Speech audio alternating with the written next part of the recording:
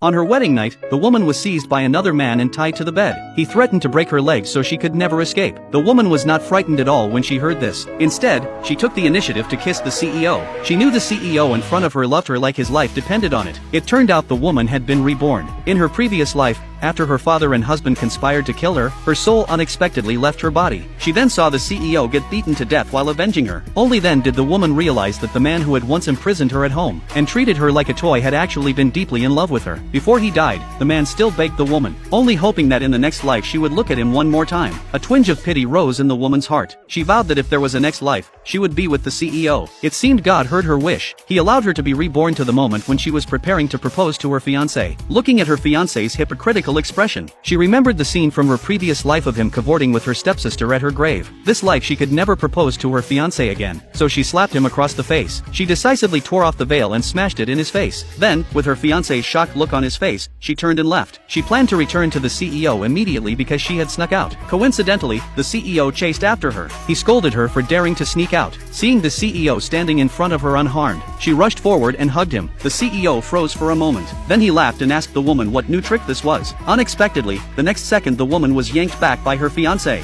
He demanded to know how she could dare to hug another man. Angry again, the woman slapped her fiancé off and then threw herself back into the CEO's arms. The CEO kicked the man to the ground. He picked the woman up and left in style. The fiancé was angry but dared not speak. He thought it would be best if the woman were tortured to death by the CEO, so he could help his father-in-law seize the woman's company. He was only daydreaming. The CEO could never bear to harm the woman in the slightest. He was only mad that the woman always tried to run away. When he planned to punish her, the woman turned around and kissed the CEO of her own accord. She declared she would never run away again, but the CEO did not believe her. He thought this was only a delaying tactic. The next second, the woman complained that her hands hurt, and asked the CEO to take off her handcuffs. Although the CEO knew she might be trying to make it easier to escape, he still unlocked the handcuffs. He also did not want the woman to get hurt. Unexpectedly, the woman took advantage of the moment and threw the CEO onto the bed. After a night together, the CEO's chest was covered in the woman's claw marks. Feeling the woman's gentle embrace, he began to feel insecure again. He suspected this was part of her escape plan, and warned her not to think he would let her go because of it. The CEO's insecure manner left the woman at a loss, but thinking of how many times she had tried to run in past lives, she could understand him. At that moment, the fiancé called to probe the woman. Learning that the woman had not been abused by the CEO, and might even have climbed into the favor of this powerful man, he decided to kill the woman ahead of schedule. The next day, the fiancé dragged the woman into a secluded classroom at school. The woman knew he had bad intentions and immediately sent her location to the CEO. She tried to run, but the fiancé dragged her back.